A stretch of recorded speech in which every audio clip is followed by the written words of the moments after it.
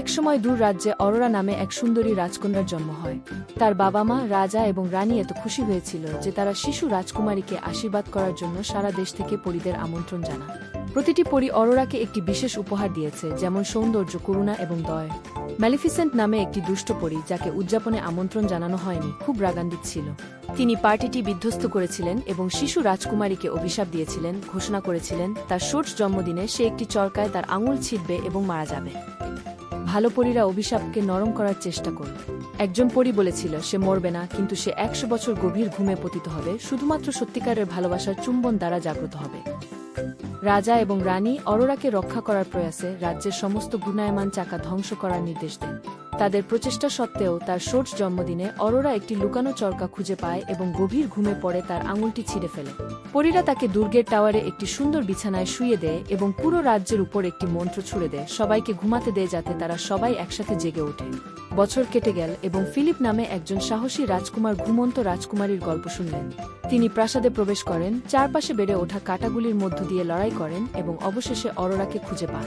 তিনি তাকে আলতো করে চুম্বন করলেন এবং অরোরা রাজ্যের সকলের সাথে জেগে উঠল। অরোরা এবং প্রিন্স ফিলিপ প্রেমে পড়েছিলেন, বিয়ে করেছিলেন এবং সুখে জীবনযাপন করেছিলেন। এক সময় কথা বলা প্রাণী এবং ছকছকে স্রোতে ভরা একটি জাদুকরী বনে নাইক্স নামে একটি পরী বাস করত। ঝলমলে ডানা এবং উজ্জ্বল জামাকাপড় সহ অন্যান্য পরীদের থেকে ভিন্ন, নাইক্স এর গভীর আবলুজ ডানা ছিল এবং একটি পোশাক পরতেন যা রাতের আকাশের মতো ছকছকে। তিনি কালো পরী নামে পরিচিত ছিলেন। নাইক্স এর একটি বিশেষ উপহার ছিল, তিনি অন্ধকার রাতগুলিকে আলোকিত করতে আকাশ থেকে তারাগুলিকে নামিয়ে আনতে পারতেন। তার সবচেয়ে ভালো বন্ধু ছিল ওরিয়ন নামক একটি বুদ্ধিমান বুড়ো পেঁচা, যে তাকে বনের বাইরের পৃথিবী সম্পর্কে গল্প বলতে ভালোবাসত। একদিন একটি ভয়ানক ঝড় বনে আঘাত হানে এবং জাদুকরী ক্রিস্টাল অফ লাইট, যা বনকে সুরক্ষিত এবং সুন্দর রেখেছিল, টুকরো টুকরো হয়ে গেল। জঙ্গল অন্ধকার এবং শীতল হয়ে উঠল এবং পশুরা ভয় পেয়ে গেল। নেক্সট জানত যে তাকে টুকরোগুলি খুঁজে বের করতে হবে এবং আলোর ক্রিস্টাল পুনরুদ্ধার করতে হবে। অরিজনকে তার পাশে রেখে সে একটি সাহসী দুঃসাহসিক কাজ শুরু করে। তারা ঘন বনের মধ্য দিয়ে ভ্রমণ করেছিল, গর্জনকারী নদী পার হয়েছিল এবং খাড়া পাহাড়ে উঠেছিল। তাদের ভ্রমণের সময় তারা সাহায্যের প্রয়োজনে অনেক প্রাণীর সাথে দেখা করেছিল। নেক্স একটি হরিণ পরিবারকে তাদের বাড়ির পথ খুঁজে পেতে সাহায্য করার জন্য তার জাদু ব্যবহার করেছিল। কাঠবিড়ালি পরিবারের জন্য একটি ভাঙা সেতু ঠিক করেছিল এবং তার তারার আলো দিয়ে একটি আহত শিয়ালকে সুস্থ করেছিল। তারা অন্যদের সাহায্য করার সময় তারা আলোর ক্রিস্টালের টুকরো খুঁজে পেয়েছিল।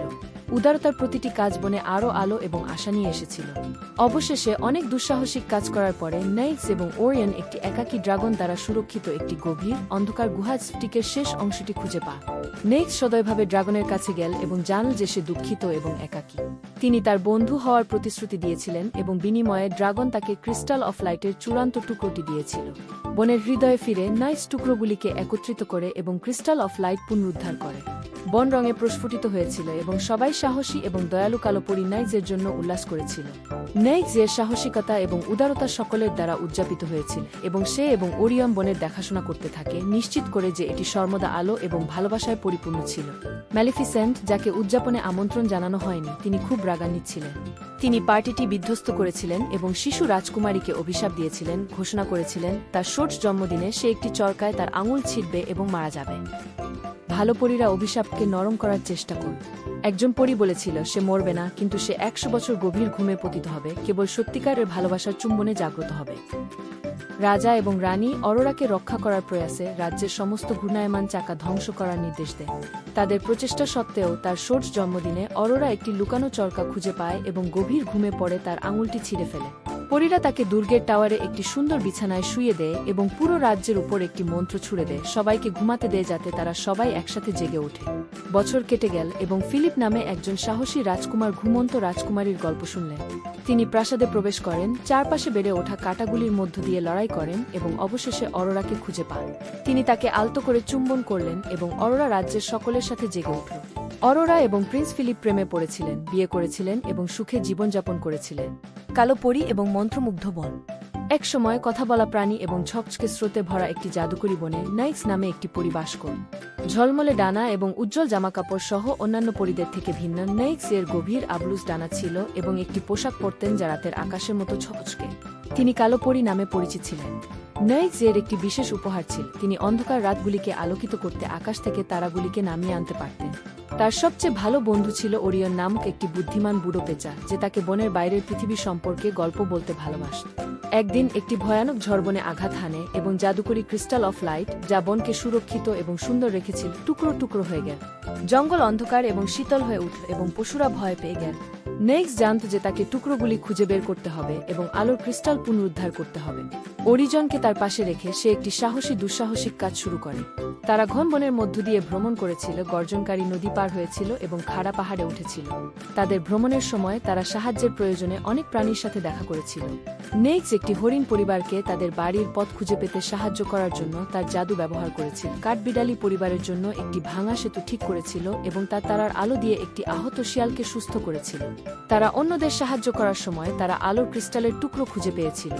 উদারতার প্রতিটি কাজ বনে আরও আলো এবং আশা নিয়ে এসেছিল। অবশেষে অনেক দুঃসাহসিক কাজ করার পরে নেক্স এবং ওরিয়ন একটি একাকী ড্রাগন দ্বারা সুরক্ষিত একটি গভীর অন্ধকার গুহা স্ফটিকের শেষ অংশটি খুঁজে পায়। নেক্স সদয়ভাবে ড্রাগনের কাছে গেল এবং জানল যে সে দুঃখিত এবং একাকী। তিনি তার বন্ধু হওয়ার প্রতিশ্রুতি দিয়েছিলেন এবং বিনিময়ে ড্রাগন তাকে ক্রিস্টাল অফ লাইটের চূড়ান্ত টুকরোটি দিয়েছিল। পার্টিকে বিধ্বস্ত করে এবং শিশু রাজকুমারীকে অভিশাপ দিয়ে ঘোষণা করে তার ষষ্ঠ জন্মদিনে সে একটি চরকায় তার আঙুল ছিঁড়বে এবং মারা যাবে। ভালো পরীরা অভিশাপকে নরম করার চেষ্টা করল।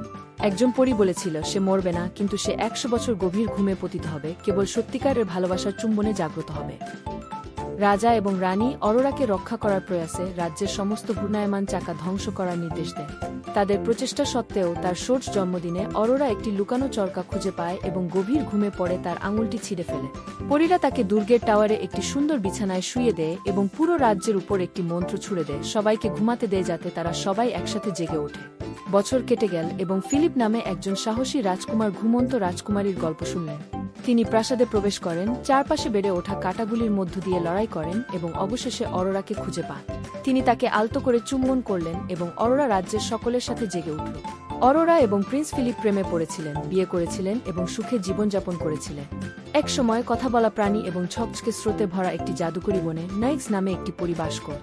ঝলমলে ডানা এবং উজ্জ্বল জামাকাপড় সহ অন্যান্য পরীদের থেকে ভিন্ন নাইক্স এর গভীর আবলুজ ডানা ছিল এবং একটি পোশাক পরতেন যা রাতের আকাশের মতো ছকছকে।